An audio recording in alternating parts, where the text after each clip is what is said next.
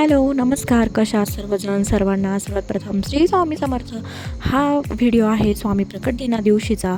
तर स्वामी प्रकट दिनाच्या तुम्हाला खूप खूप शुभेच्छा. तर कामामुळे काय व्हिडिओ एडिट करायला वेळ नाही भेटला, त्यामुळे व्हिडिओ तुम्हाला 1-2 दिवस उशिरा येत आहे.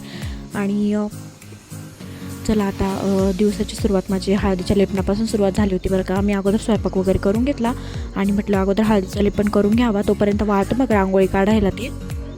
तर उंबरठ्याची पूजा वगैरे करून घेतली आणि मी देव स्वच्छ करून ठेवलं होतं. म्हणजे काय होतं, देव स्वच्छ वाळले का देवारा पुसून घेतला होता, तर मग तो व्यवस्थित मांडता येतो. तर उंबरठ्यावर रांगोळी वगैरे काढून घेतली. सकाळच खूप हवा होती, त्याच्यामुळे रांगोळी खूप उडत होती बरं का.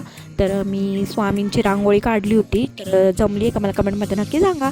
तर देव वगैरे स्वच्छ करून घेतले आणि देवांची मांडणी करून घेतली आणि त्यानंतर स्वामींना अभिषेक घातला.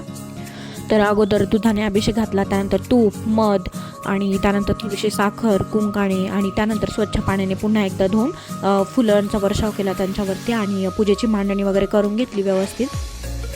तर खूप घाई होती बरं का, बाकीचे कामं पण आवरायचे होते. त्यामुळे मी पूजेच्या मांडणीचा व्हिडिओ काय घेतला नाही बरं का, कारण शूट घेत बसलं का फार उशीर होतो आणि पटपट आवरणं पण गरजेचं. त्यानंतर मला स्वयंपाकही करायचा होता आणि केंद्रामध्ये सुद्धा जायचं होतं.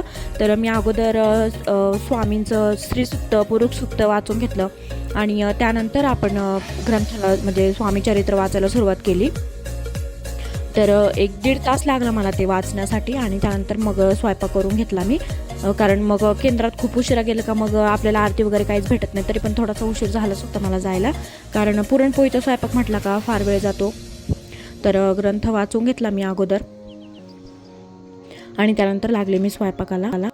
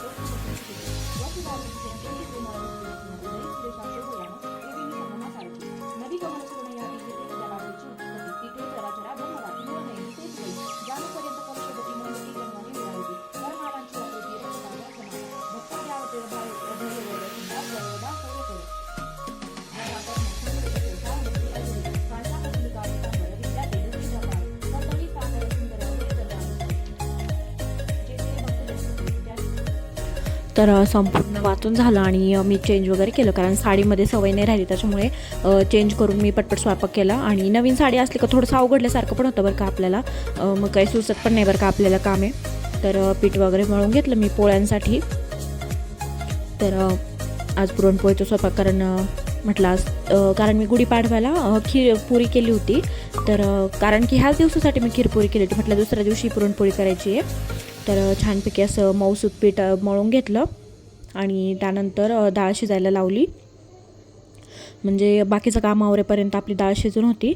तर डाळ शिजेपर्यंत मग बाकीचं काम आवरून घेतलं. मग अगोदर मी त्या छोट्या कुकरमध्ये घातली होती, पण म्हटलं नाही उतू जाईल ते सगळं, आणि मोठ्या कुकरमध्ये लावलं. छोट्या कुकरमध्ये भात लावला आणि एकीकडे उळवणं करायला ठेवलं. तर भाज्याचं पीठ काढून ठेवते, म्हणजे भाज्याचं पीठ छान भिजलं का आपले भजे खूप छान होतात. तोपर्यंत इकडे डाळ पण शिजली होती आणि मी हा गूळ वापरते बरं का, खूप छान आहे, ऑर्गॅनिक आहे हा आणि कलर पण खूप छान येतो आणि पटकन मेल्ट होतो तो. तर वेळीने कट करून घेतला मी गूळ आणि पुरण परतायला ठेवलं.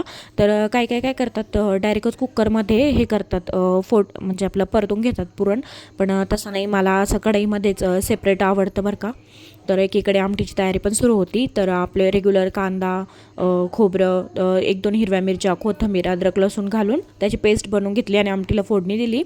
आणि त्यानंतर लागले मी पुरणपोळी करायला, कारण मठात जायचं होतं म्हटलं आधी नैवेद्य बनवूनच जावं, म्हणजे आल्यावर खूप घाई नाही होत बरं का. तर पोळी बघू शकता तुम्ही, खूप सुंदर अशा टम्म फुगत होत्या आणि खूप चवीला पण छान झाल्या होत्या बरं का. तर स्वयंपाक वगैरे केला आणि जाणार आहे मी आता स्वयंपाक झाल्यावर केंद्रामध्ये. तर आजूबाजूला किचन कट्टा थोडासा खराब दिसत आहे बरं का, त्याकडे दुर्लक्ष करा कारण खूप कामाची घाई होती. तर आवरलं आणि आता निघालो आम्ही केंद्रामध्ये. आम्ही आणि आमच्या शेजारच्या ताई आम्ही सगळेजण केंद्रामध्ये गेलो होतो. तर बघू शकता किती छान मोहक अशी स्वामींची प्रतिमा सजवली होती. खूप गर्दी होती. गर्दीमध्ये काही एवढं शूट नाही घेतलं म्हटलं आणि दर्शन वगैरे घेतलं आणि घरी आलो. तर काही कार्यक्रम असला का एकदम छान आपला देव्हारा दिसतो. घरी आलो लगेच आरतीची तयारी केली, आरती वगैरे करून घेतली. तर माझे सगळे कुटुंबीय आरतीला उपस्थित होते.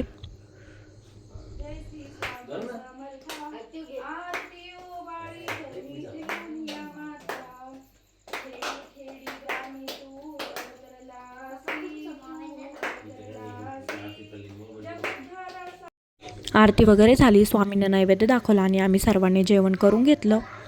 तर हे आरती घेत आहेत हे माझे सासरे आहेत बरं का, म्हणजे मावस सासरे आहेत, आमच्या जवळच राहतात ते.